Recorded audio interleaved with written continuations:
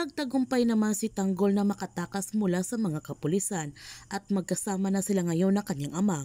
Nagtago muna sila pasamantala ng kanyang ama sa isang abandoned building. Sinabihan ni Ramon si Tanggol na hayaan muna siya na punan niya ang mga tao na hindi niya ito nakasama at ipaparamdam niya sa kanya ang pagmamahal na hindi ipinaramdam sa kanya ni Rigor. Ngunit hindi alam ni Tanggol kung ano ang kanyang mararamdaman, kung magiging masaya ba siya o hindi nung nalaman niya na si Ramon ang kanyang tunay na ama. Dahil kaharap niya ngayon ang kanyang matinding kaaway na ito pala ang kanyang ama at ang akala pa niya na si Ramon ang pumatay kay Mokang. Sa kalagitnaan ng kanilang pag-uusap, natunto naman sila ng mga kapulisan. Pero sa pagkakataon na ito, kakalimutan muna ni Tanggol ang kanyang galit para sa kanyang ama.